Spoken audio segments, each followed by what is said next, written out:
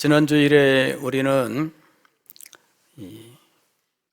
아름답도다 복음을 전하는 자들의 발이여라는 이 말씀에 근거해서 복음을 전하는 사람들의 그 삶이 복되고 영광스럽다 하는 사실에 대해서 함께 생각을 했습니다.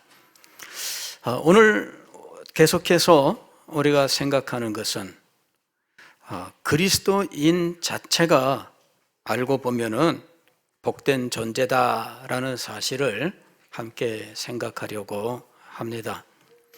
오늘 우리가 읽은 성경 말씀은 믿음의 조상 아브라함이 하나님의 부르심을 받고 순종하여 가나안 땅으로 가게 되었는데, 하나님께서 아브라함에게 떠날 것에 대한 명령, 순종했을 때의 축복의 약속, 이런 내용들이 담겨 있는 부분입니다. 우리는 흔히 이것을 가리켜서 아브라함의 언약 이렇게 부릅니다. 하나님과 아브라함 사이에 언약을 맺었는데 그 언약이 복되고 영광스러운 언약이었습니다. 내용을 보면 이렇게 되어 있습니다. 여호와께서 아브라함에게 이르시되 너는 너의 고향과 친척과 아버지의 집을 떠나 내가 네게 보여줄 땅으로 가라. 아브라함의 고향은 갈대야 우르라는 곳입니다. 오늘날로 치게 되면은 이라크 남부 이 수도 그 남쪽에 유프라테스강 유역에 있는 지역으로 생각을 하고 있습니다.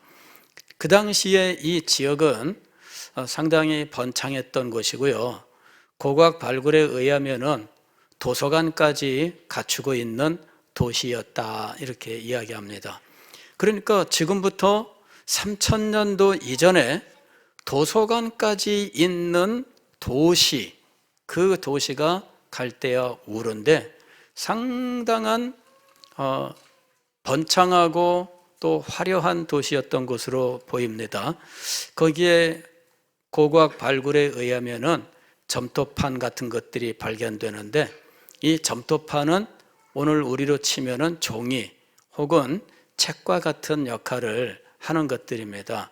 그 당시에는 종이가 없는 시대이기 때문에 진흙을 이렇게 판자처럼 이런 식으로 만들어 가지고 이 진흙이 마르기 전에 거기에다가 이렇게 막대기 같은 걸로 파서 글씨를 쓰고 이것을 말리거나 아니면은 불에 구워서 도자기처럼 만들어서 보관하는 거죠. 이제 이게 점토판이라고 부르는 거예요. 이 점토판이 이제 깨진 채 혹은 온전하게 발견이 되었는데, 그 중에는 심지어는 영수증도 있다고 그래요. 그래서 그 당시에 이 거래가 있고, 거래하고 난 다음에 영수증까지 발급하는 그런 일이 있었다 하는 것을 알 수가 있습니다. 상당히 상업이 발달했고 문화가 발달했던 곳입니다. 그런데 지금 하나님께서는 아브라함에게 그곳을 떠나 내가 네게 지시할 땅으로 가라 하고 말씀하신 거예요.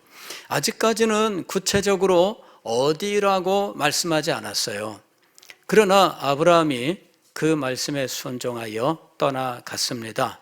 그런데 그 아브라함의 여정에 동참한 식구들이 있었어요. 아버지가 함께 했고 또 형의 아들 롯이 함께 했습니다. 그래서 제법 큰 무리를 이루어서 이제 이 길을 떠나게 된 겁니다. 아버지가 떠나면서 또 식구들이 다 따라서 함께 가게 된 겁니다. 그리고는 우르에서 어디까지 올라가느냐 하면은 북서쪽으로 계속 길을 올라가서 이제 하란이라고 하는 오늘날 터키의 중부의 한 도시에 이르게 되는 거예요. 아마 거기에서 아버지의 건강이 아마 상당히 악화가 되어서 아버지를 하나님께서 불러가실 때까지 한동안 거기에 머물렀던 것으로 생각을 합니다. 그리고 아버지가 하나님의 부름을 받고 난 후에 그 다음에 하나님께서 아브라함에게 다시 나타나셔서 내가 네게 지시할 땅으로 가라 하시면서 인도하셔서 아브라함은 순종하여 갔는데 도달한 곳이 바로 가나안 땅이었다 하는 겁니다. 처음부터 가나안 땅을 명령하신 것이 아니었어요. 내가 네게 지시할 땅이라고 말씀하셨고 그 땅은 아직 구체적으로 나와 있지 않습니다. 그러나 아브라함은 어디로 인도하시든지 하나님이 인도하시는 곳을 가겠습니다. 이 마음을 가지고 순종하여 간 겁니다. 그리고 순종한 아브라함에게 하나님께서 약속하신 것이 2절 이하에 나오는 말씀입니다. 내가 너로 큰 민족을 이루고 네게 복을 주어 네 이름을 창대하게 하리니 너는 복이 될지라. 너를 축복하는 자에게는 내가 복을 내리고 너를 저주하는 자에게는 내가 저주하리니 땅의 모든 족속이 너로 말미암아 복을 얻을 것이라. 참 성경을 보면 아브라함의 생애는 참 파란만장한 생애이지요. 갈대아 우르 문화가 발달한 곳에서 살다가 가나안 땅으로 왔는데 그 여정 동안에 아브라함은 인생 삶의 그 경제적인 모든 수단들이 바뀌게 됩니다. 다시 말씀을 드리면 가나안 땅이 가는 그 여정 동안에 아브라함은 아주 엄청난 삶의 변화를 겪는데 유목민이 되어버리고 만 거예요. 갈대아 우르는 도시입니다. 발달한 문화가 발달한 곳이고 상업이 발달한 곳이었어요. 그런데 거기를 떠나오는 순간 아브라함은 이제는 더 이상 상업활동, 농업활동이 아니라 그냥 양을 키우고 양의 부산물을 먹고 사는 삶으로 바뀌게 된 거예요. 그리고 그의 길은 정착이 아니라 늘 여기저기로 옮겨 다녀야 되는 삶으로 바뀌게 된 거죠. 삶의 모든 기반이 다 바뀌는 일입니다. 그리고 그 길의 목적지도 분명하게 정해져 있지 않은 상황이었습니다.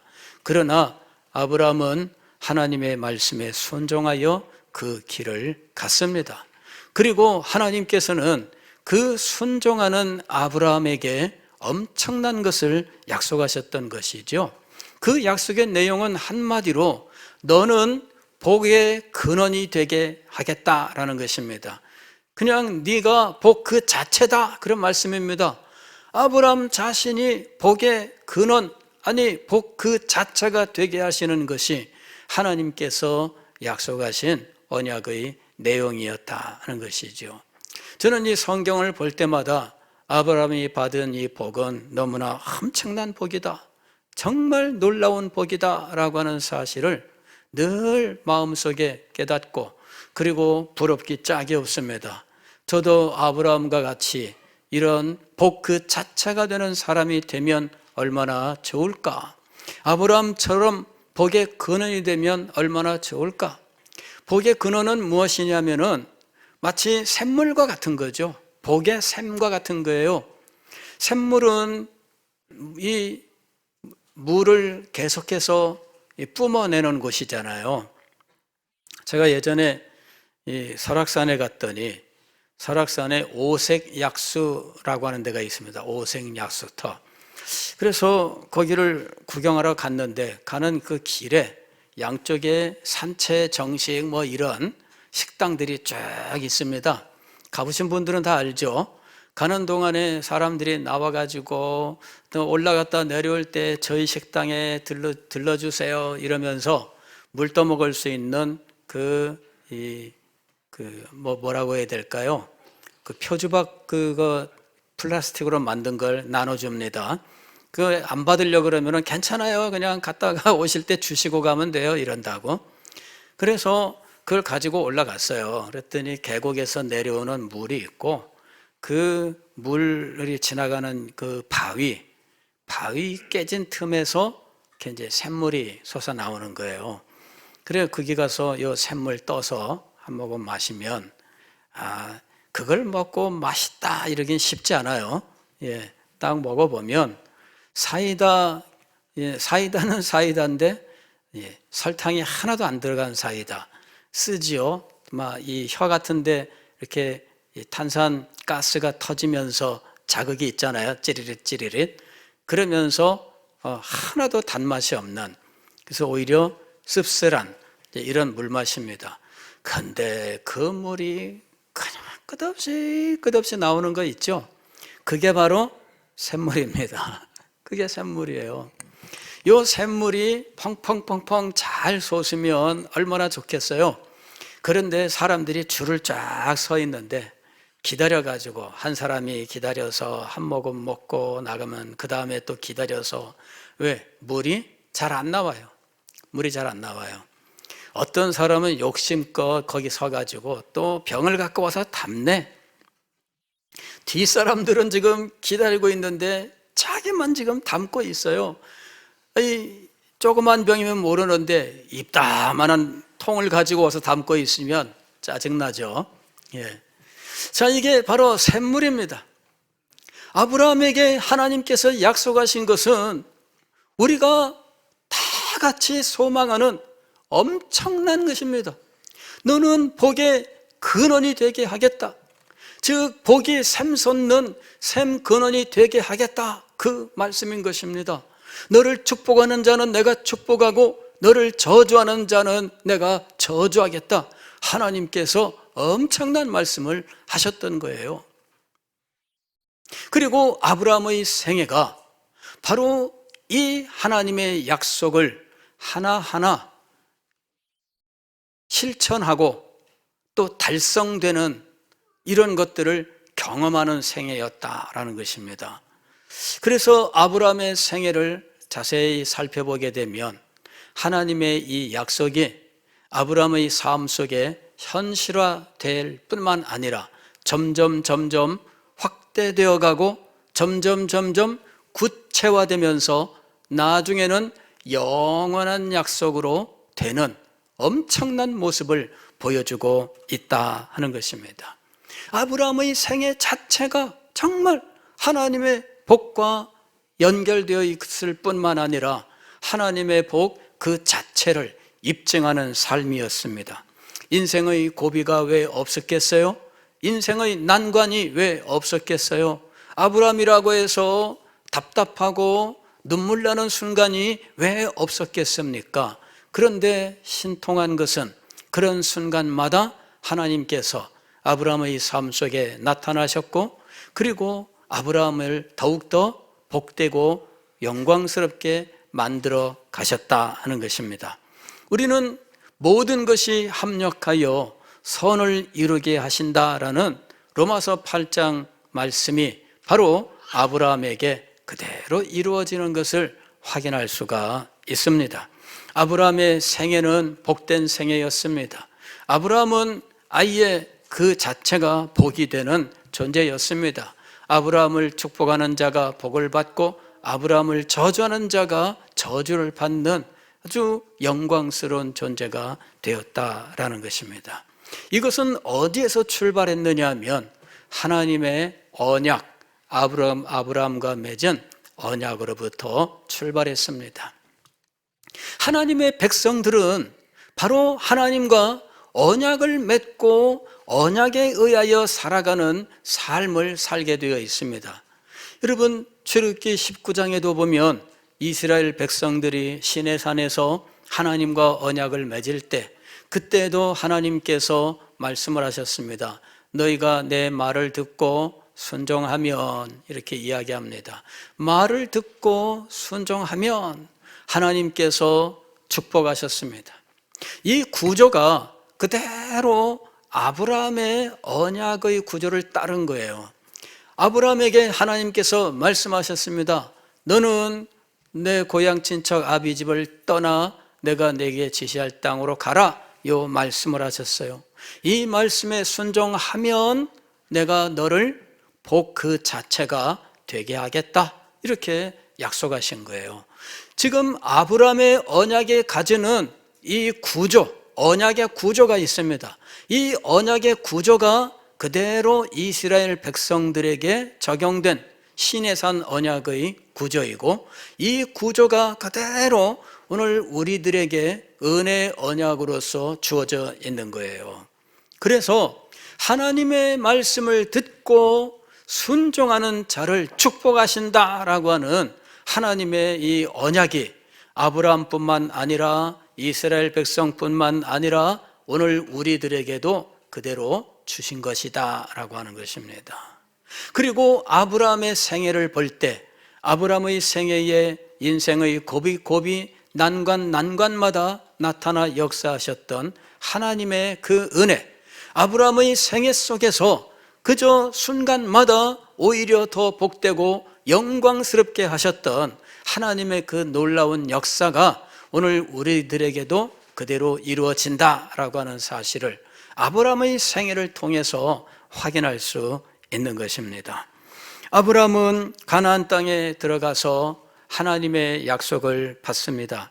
12장 7절의 말씀을 보면 마침내 가나안 땅에 도착한 아브라함이 가나안 땅에서 하나님 앞에 제단을 쌓고 하나님을 경배하게 되었는데, 그때 하나님께서 아브라함에게 이렇게 약속하십니다. 7절 말씀을 보면 여호와께서 아브라함에게 나타나 이르시되 내가 이 땅을 네 자손에게 주리라. 여기서 하나님은 땅의 약속을 하고 계셔요. 땅의 약속을. 지금 아브라함에게는 뭐라고 말씀하셨느냐면 1절에서 내가 네게 지시할 땅으로 가라 하셨습니다. 그리고 그 땅에 도착했더니 하나님은 내 자손에게 이 땅을 주겠다라고 말씀을 하신 거예요. 즉 하나님의 약속이 구체적으로 지금 아브라함에게 임하고 있는 겁니다. 그 땅에 가기 전에는 가라 그랬어요. 그 땅에 갔더니 네 자손에게 주겠다, 이렇게 말씀하신 겁니다. 창세기 13장 15절 말씀을 보게 되면 그 땅에 사는 동안 아브라함의 삶이 점점 번창하게 되었고, 조카 롯이 아브라함과 헤어지게 되었습니다. 독립하여 나아가게 되었는데 아브라함의 마음속에 큰 상실감이 있었습니다. 왜냐하면 롯은 비록 조카지만 자식이 없던 아브라함에게는, 그리고 아버지를 일찍 잃은 롯에게는 부자지간과 같은 마음의 관계, 삶의 관계가 형성되어 있었기 때문입니다. 마치 아들이 떠나간 것 같은 허전한 상황에 있을 때 하나님께서 아브라함에게 약속하신 내용이 15절에 나옵니다. 13장 15절 보면 아브라함에게 하나님께서 동서남북 사방을 보라 하시면서 보이는 땅을 내가 너와 네 자손에게 주리니 영원히 이르리라. 롯은 조카지 자손이 아닙니다. 그래서 롯이 떠나간 상황에서 동서남북 사방을 보라 하신 다음에 보이는 땅을 너와 누구에게 주겠다? 네 자손에게 주겠다. 인생의 고비였습니다. 아브라함의 삶이 허전해질 수 있는 상황이었습니다. 얼마나 힘들고 어려운 상황이었을까요? 그런데 그 상황 속에 하나님이 나타나셔서 이 말씀을 주심으로 아브라함을 위로하셨고, 아브라함이 그 땅에 마음을 두고 그 땅에서 살아갈 수 있도록 하셨다는 거죠. 하나님의 이 약속이 없었으면 아브라함은 어떻게 지냈을까? 아무도 없는 이국 땅에 와서 그동안 의지하던 조카까지 떠나가 버리고 지금 이방 땅에 덩그러니 혼자 지금 남은 이런 상황이 될 겁니다. 그러나 하나님께서는 그 아브라함에게 자손의 약속을 하시고, 그리고 자손과 더불어 이 땅을 상속할 것이라는 약속의 말씀을 주셨던 것입니다. 창세기 15장에 보게 되면 아브라함이 얼마나 이 자손 때문에 마음에 많은 아픔을 가지고 있는지 등장합니다. 롯이 살던 소돔이 외적에게 침입을 받고 포로로 붙잡혀가고 아브라함이 그 소식을 듣고 구출하고 이러는 일들이 있었습니다. 그리고 난 다음에 한 번은 하나님께서 아브라함에게 나타나셨던 겁니다. 그때 아브라함이 하나님, 저는 자식이 없습니다, 이렇게 말씀을 드려요. 하나님께서 저에게 무엇을 주시기로 하시지만 그러나 자식이 없습니다. 그때 하나님께서 아브라함에게 하셨던 약속의 말씀이 15장 5절입니다. 그를 이끌고 밖으로 나가 이르시되 하늘을 우러러 뭇별을 셀 수 있나 보라. 또 그에게 이르시되 네 자손이 이와 같으리라. 하나님께서 아브라함의 그 헛헛한 마음, 그 마음을 위로하시고 약속을 더 구체적으로 해주시는 거예요. 자손이 한 명이 아니라 자손이 몇 명이나 된다고요? 뭇별과 같이. 여러분, 오늘날 부산에서도 밤에 하늘을 보면 사실 별이 많이 안 보이죠. 예, 별이 없어진 걸까요? 그렇지 않습니다. 주변에 이 가로등이라든지 혹은 집에서 새어 나오는 이 그 빛 때문에 사실은 우리 눈이 작은 빛을 못 보게 된 거예요. 빛은 여전히 있어요. 지금도 산골짜기에 들어가면 하늘의 별이 쫙 있는 것을 볼 수가 있습니다. 예, 그 별이 도대체 몇 개나 될까? 그죠? 그 별이 몇 개나 될까요?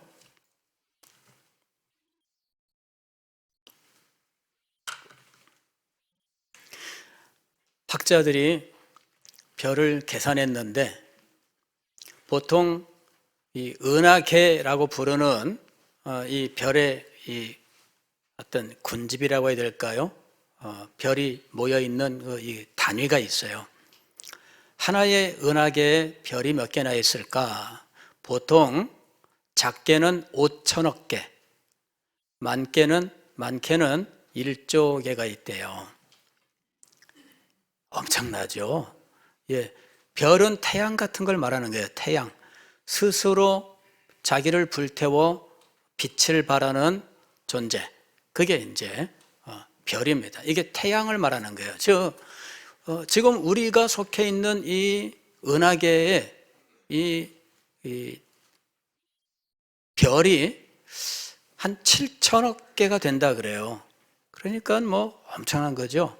근데 우리 눈에는 얼마나 보일까? 우리 눈에는 많이 보이지 않습니다. 한 10,000개 정도 안쪽밖에 아니에요. 그 정도밖에 안 보여요. 그래도 뭐 막 그냥, 그리고 그 별들이 마치 구름처럼 혹은 시냇물처럼 이렇게 쫙 흘러가죠. 그래서 은하수라고 부르는 겁니다. 예, 왜냐하면 하나하나로 보이지 않고 일종의 시냇물 흘러가는 것처럼 보인다. 그러니까 별이 엄청나게 많은 거예요. 여러분, 하나님께서 아브라함에게 후손을 약속하셨는데 하늘의 별과 같이 많을 것이다, 이렇게 약속을 하셨던 거예요. 인생의 고비에 하나님이 나타나셔서 그 인생의 고비를 이길 수 있도록 하나님은 약속을 주셨어요. 그리고 그것을 더 구체화하셨습니다. 그것을 더 확대하셨습니다. 그리고 그 고비를 넘길수록 아브라함의 삶은 더욱더 번창하기 시작을 했습니다. 대적들이 생기지만 그러나 아브라함은 그 고비를 이기면서 더 번창하게 됩니다. 아브라함의 생애는 하나님의 약속을 받고 반복되는 약속 속에서 그 삶이 더욱 번창하게 되는 모습을 보여주고 있었던 거예요. 창세기 15장 18절 말씀을 보면은 언약식을 공식적으로 시행하신 후에 아브라함에게 다시 한번 말씀을 하십니다. 15장 18절 말씀 보면 그날에 여호와께서 아브람과 더불어 언약을 세워 이르시되 내가 이 땅을 애굽 강에서부터 그 큰 강 유브라데까지 네 자손에게 주노니. 즉 아브라함의 고향 땅까지 이 땅이 확대되는 거죠. 아주 엄청난 범위의 땅을 지금 약속하고 계셔요. 그런데 나중에 보면은 이 땅이 이 정도가 아니라 아주 엄청난 지역으로 확대되는 것을 볼 수가 있어요.